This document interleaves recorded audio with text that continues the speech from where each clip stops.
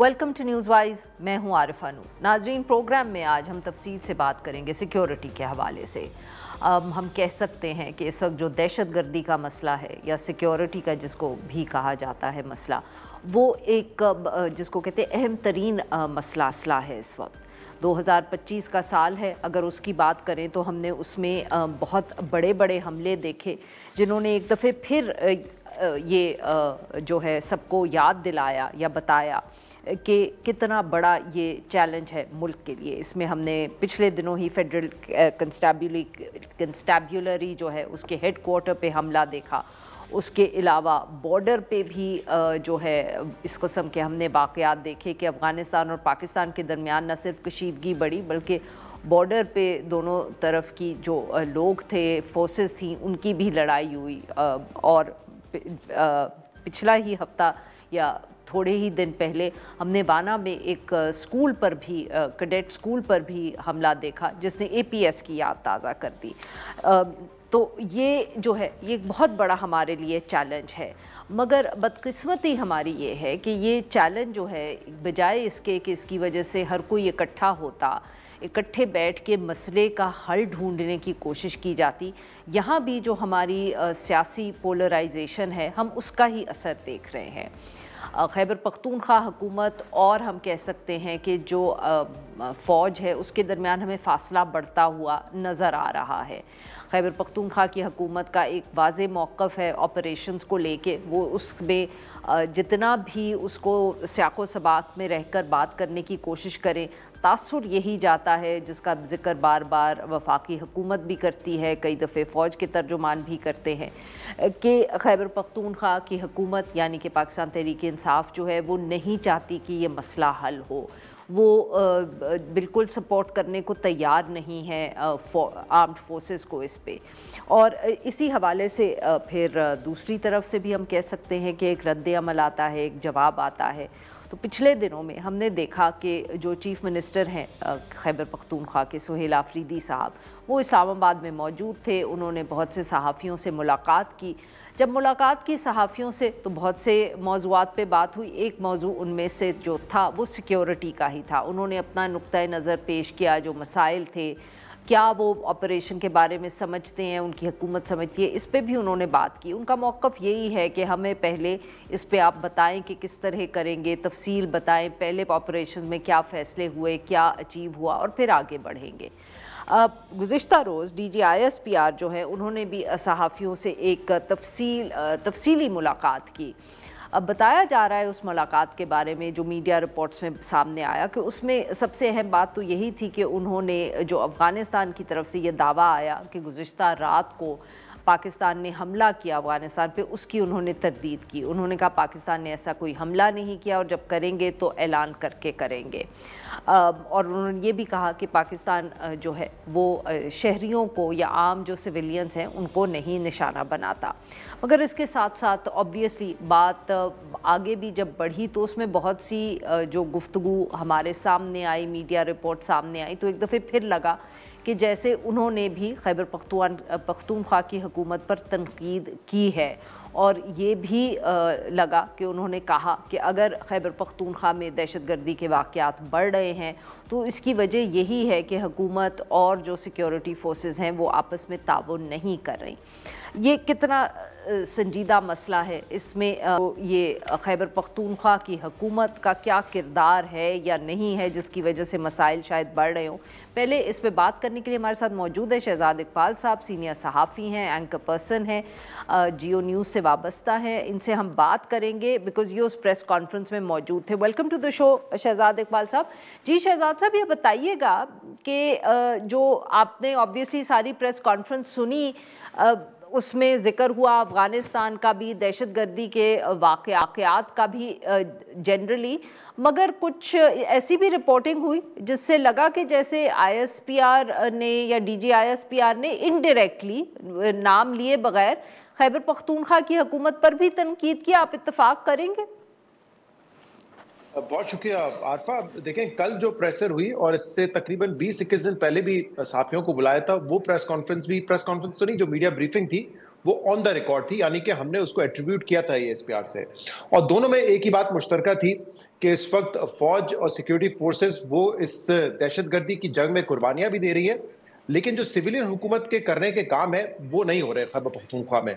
बिलखसूस national action plan जिसके तहत एपेक्स कमेटी, स्टीयरिंग कमेटीज बनाकर मामला को हल करना था, 14 नुकात का अमल दरामद करना था, वो नहीं हो रहा। फिर उनका ये भी कहना कि जो गवर्नेंस है वो इतनी बुरी है, जहां पे आप पुलिस इंतजामिया आपको नजर नहीं आती। तो ये तस्करा बार बार हुआ कि जो फौज का काम है वो एरिया को क्लियर करना है, लेकिन जो होल्ड करने का काम है वो फिर पुलिस और इंतजामिया का है, उसमें फिर सिविल हुकूमत को अपना किरदार अदा करना है। तो दोनों जो 20 दिन पहले मुलाकात थी उसमें भी यही था। कल उन्होंने मजीद तफसीलात इसकी ये बताते हुए कहा कि बलूचिस्तान में जो नेशनल एक्शन प्लान है उस पर सिविलियन हुकूमत काम भी कर रही है, उनकी जो एंगेजमेंट्स हैं लोकल सोसाइटी के साथ वो भी बहुत ज्यादा बढ़ी है, जिससे वहां पे फर्क पड़ा है। और वो बार बार एक मिसाल देते हैं कि ईरानियन डीजल जो आता था स्मगल होके, वो तकरीबन 10% रह गया है जो कि पहले स्मगल होता था उसका। तो ये एक मवाजना भी कल किया गया कि किस तरीके से बलूचिस्तान में सिविल हुकूमत काम कर रही है, लेकिन खैबर पख्तूनख्वा में नहीं कर रही। आप बिल्कुल ठीक कह रही हैं कि कोई नाम नहीं लिया गया, लेकिन आपको पता है खैबर पख्तूनख्वा में हुकूमत जो है वो तहरीक इंसाफ की है। इसी तरह फिर जो तीरा वैली और खैबर का इलाका है जिसका जहां से ताल्लुक सीएम सोहेल आफरीदी का जी। है, उस हवाले से अब ये कहा गया कल भी और 20 दिन पहले भी कि एक नेक्सस है जिसकी वजह से दहशतगर्दी में इजाफा हो रहा है। वो नेक्सस है क्रिमिनल्स और सियासतदानों का। जो भी वहां पे ड्रग का कारोबार होता है उसकी सरपरस्ती जो है या उसकी सपोर्ट जो है वो पॉलिटिकल फिगर्स की जानिब से होती है, जिस वजह से ये मसला हल नहीं हो रहा। और इन दी एंड ये पैसा सारा यूज होता है टेररिज्म को फंड करने में, और इसीलिए एक वजह है ये कि दहशतगर्दी में कमी नहीं आ रही। अच्छा, अब इन दोनों प्रेस कॉन्फ्रेंसेस के दरमियान मैंने सोहेल आफरीदी साहब से भी मुलाकात की, जिसमें बाकी जर्नलिस्ट को भी बुलाया गया था। वहां जब हमने यही मामला सामने रखे कि नाम ना लेकर भी पीटीआई के पॉलिटिशियंस या हुकूमत को जो है वो तनकीद का निशाना बनाया गया या जिम्मेदारी सिक्योरिटी फेलियर की उन पर डाली गई है, तो उन्होंने उल्टा सवाल खड़े कर दिए। उन्होंने कहा कि अगर सियासी सरपरस्ती की वजह से ये सब कुछ है, तो जो स्मगलिंग पूरे मुल्क में होती है, चाहे वो बलूचिस्तान के बॉर्डर से हो, केपी से हो, वो तो सूबाई हुकूमत की जिम्मेदारी नहीं है, वो तो बॉर्डर मैनेजमेंट की जिम्मेदारी है। या इसी तरीके से जो बॉर्डर से लोग दरअंदाजी करके अफगानिस्तान से पाकिस्तान आ जाते हैं, वहां पे भी सिविल हुकूमत की नहीं, सिक्योरिटी फोर्सेस की जिम्मेदारी है। तो दोनों साइड से जब आप बात सुनते हैं तो ये बड़ा वाजे होता है कि जो सिक्योरिटी फेलियर्स है उसकी जिम्मेदारी एक दूसरे पर डाली जा रही है। अच्छा, दोनों साइड को ये रियलाइजेशन भी है सही। कि टीटीपी एक बहुत बड़ा खतरा है जिससे मुकाबला भी करना है और उसके लिए यूनाइट होने की भी जरूरत है, लेकिन फिर भी हम देखते हैं कि वो एक पेज पर नहीं आते। और आरफा, अगर आप मेरा इसमें एनालिसिस है, ये तो मैंने ऑब्वियसली बताया जो बातचीत वहां पे हो रही है, लेकिन मेरा इसमें तज्जिया ये कि इसमें सियासत को आप आउट नहीं कर सकते। इस वक्त एक सियासी खलीज हम देख रहे हैं, हुकूमत पीटीआई और पीएमएलएन के दरमियान भी है, पीटीआई और एस्टैब्लिशमेंट के दरमियान भी है। जब तक वहां पे फासले कम नहीं होंगे, शायद हम ना देख सके कि इस अहम इशू पर भी हमारी सियासी जमातें और मुख्तलिफ हुकूमतें एक पेज पर आके बैठ सकें। शहजाद साहब, ये बताइएगा कि ऑब्वियसली जैसे आपने कहा कि दोनों तरफ से एक ब्लेम गेम तो हम देख ही रहे हैं, चाहे सोहेल आफरीदी साहब ने भी बात की हो, डीजीआईएसपीआर ने भी की हो, बट ये बताइएगा कि कल जब ये प्रेस कॉन्फ्रेंस में अगर यहाँ तक बात पहुँची तो क्या डीजीआईएसपीआर साहब ने कोई जिक्र किया कि वो क्या, या जो इंस्टीट्यूशन है वो क्या सोच रहा है इस खलीज के बारे में? डू दे थिंक कि वो इसी तरह काम चलाते रहेंगे या वो कोई इसका सियासी हल ढूंढने की कोशिश कर रहे हैं, या उनका ख्याल है कि वो इस गैप को कहीं ना कहीं अपने काइनेटिक एक्शन से फिल कर सकते हैं? देखिए, कोई भी अगर नीम सियासी सवाल भी होता है ना, तो इस तरह की प्रेस ब्रीफिंग्स में जहां पे डीजीआईएसपीआर ऑब्वियसली एड्रेस कर रहे होते हैं तो वो उसका जवाब नहीं देते। वो कहते हैं कि इसका ताल्लुक हुकूमत से है, इस पर हम नहीं बात करेंगे। तो इस तरह के कई सवाल होते हैं जिस पर कोई वाज़ेह पे जवाब नहीं मिलता और कहा जाता है कि ये तो हुकूमत आपको जवाब देगी। लेकिन ये तो बड़ा क्लियर है, और इस तरह के सवाल हुए कि सिक्योरिटी मीटिंग्स जो खैबर पख्तूनख्वा में सिक्योरिटी फोर्सेस ने की है उसमें सीएम आफरीदी साहब को नहीं तलब किया जाता। उस दिन सीएम आफरीदी साहब से हमने पूछा कि क्या आपने जो कहा था इन कैमरा ब्रीफिंग आप लेंगे सिक्योरिटी एजेंसी से और सिक्योरिटी फोर्सेस से, तो वो कब आप लेंगे? तो उन्होंने कहा जब मेरा मूड होगा तब मैं लूंगा। तो यानी कि ये दोनों तरफ से एक रियलाइजेशन होने के बावजूद अभी तक हमें वो कोई ऐसा सेटअप नजर नहीं आ रहा जहां पे ये एक साथ बैठ के एटलीस्ट सिक्योरिटी के मामला को हल कर सकें। अब इससे पाकिस्तान तहरीक इंसाफ का मौक़िफ़ या सीएम आफरीदी साहब का मौक़िफ़ बड़ा क्लियर होगा कि पहले मुझे डायरेक्शन लेने दें इमरान खान से। आप मेरी मुलाकात नहीं होने देते, मुझे अगर अपने चेयर में अपने बानी से इमरान खान से नहीं डायरेक्शन मिलेंगी तो मैं आगे क्या बात करूंगा। दूसरी तरफ से ये कहा जाता है कि नहीं, सिक्योरिटी एक ऐसा मामला है जिस पे सियासत को आप पीछे रखें और कौमी मफाद में बात करें।